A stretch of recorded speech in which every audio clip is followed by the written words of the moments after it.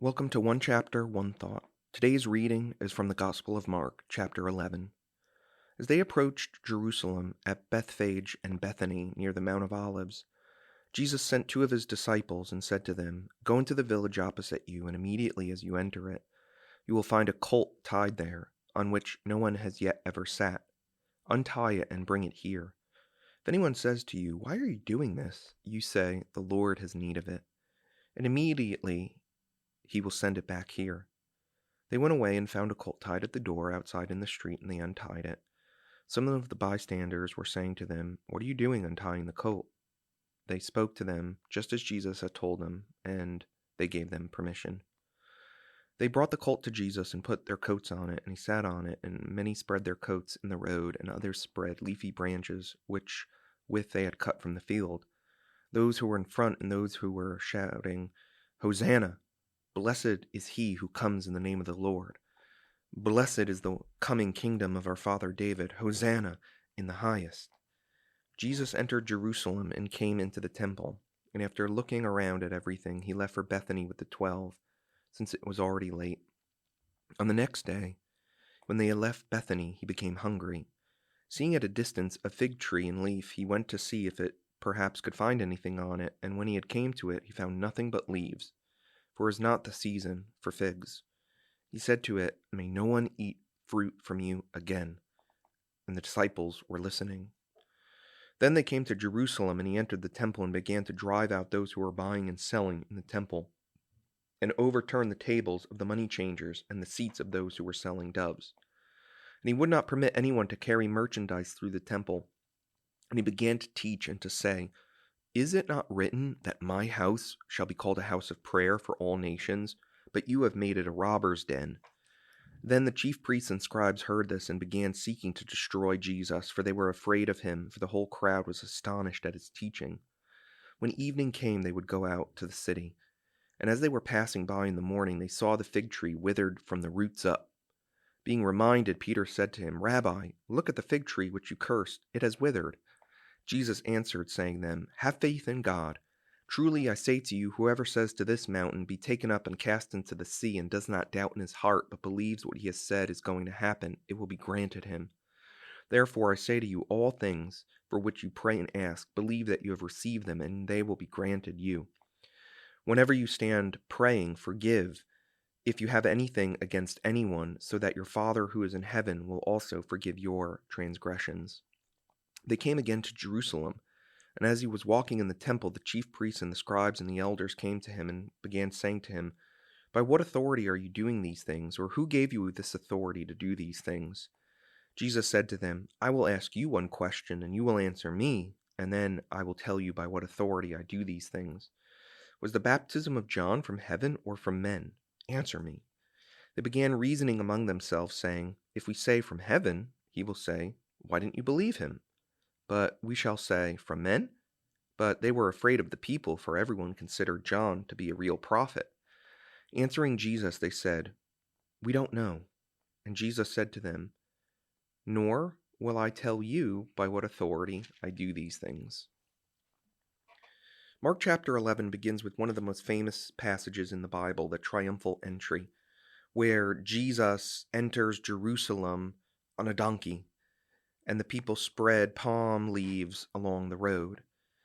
And this passage is enshrined in many churches in the church calendar on Palm Sunday, the Sunday before Easter, and some churches will even spread leafy palms in their places of worship to commemorate this event as well. But immediately after this famous passage, there's this very strange one, the cursing of the fig tree. And what's going on? It seems so random. Jesus is just walking by. He's leaving the temple, leaving Jerusalem, and he's walking by, he sees this fig tree, doesn't have any fruit on it, and then it seems like he gets mad and he curses it, and it withers. The atheist Bertrand Russell actually criticizes Jesus for this passage. He sees Jesus just having an intemperate display of anger and taking it out on this poor old fig tree, and he kind of reasons, how could Jesus be someone to worship and someone reliable to follow? So that what's going on here? Is Russell right? Is this just an intemperate display of anger on Jesus's part? Or could there be something deeper going on? And I think to make sense of this, we need to look at things on the micro level, the mid level, and then the big picture level. So, on the micro level, we need to remember that in this area of the world, there was different seasons for produce. And so produce would sometimes not be on the tree, but then figs, in this instance, there would be smaller unripe figs, a season for their growth and development, and then a season for ripe figs. So when Jesus goes over to this tree, I think what he's expecting is there to be some fruit on the tree, but there's nothing. It said he found nothing but leaves. Now the text goes on to say, for it was not a season for figs. What I think it's intending here is saying it wasn't quite the season for the fully ripe figs, but it still should have had some fruit on it. But this tree was completely barren. It did not meet expectations. Now, on the middle level, from a literary structure perspective, this passage is a sandwich. It begins with the fig tree, it ends with the fig tree, but what's in the middle? Jesus cleansing the temple. Jesus walks by this fig tree, curses the fig tree, and then immediately he walks into the temple in Jerusalem. And he doesn't really cleanse the temple to restore it to its proper function. He more condemns the temple. And he drives out the money changers and those that were making profit. The temple had been corrupted and had been turned into a place of exploitation and commerce rather than prayer and worship. Jesus is saying your function is not functioning. And then it ends with the fig tree in verse 22. They were passing by in the morning and they saw the fig tree withered from the roots up. So by virtue of this structure of a sandwich, fig tree, temple in the middle, ending with the fig tree, I think it's showing us that this fig tree has something to do with the temple.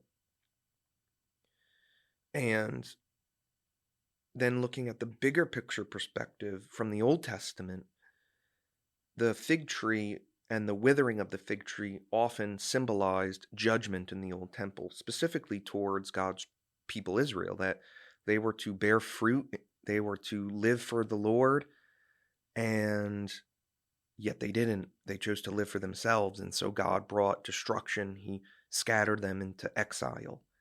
So I think something similar is going on here. The temple was supposed to be this place of worship, this place of meeting God, but it had become corrupted. Just like this fig tree was supposed to be bearing fruit, but it wasn't, and so Jesus pronounces judgment on it. And now it's withered from the roots up. It's completely corrupted, and it's being replaced. And I think what Jesus is showing here is that this temple, where the people should have been meeting with God, was now corrupted, and it will be judged, and later it will be destroyed in 70 AD. And now this place of meeting God is being replaced by Jesus himself, that he is the true temple. He is the one that you go to get to God. And so this passage is showing that to get to God, we don't need to go to Jerusalem, but we need to go to Jesus. He is the place where God and man meet, and he is the place where we have entrance into God's presence.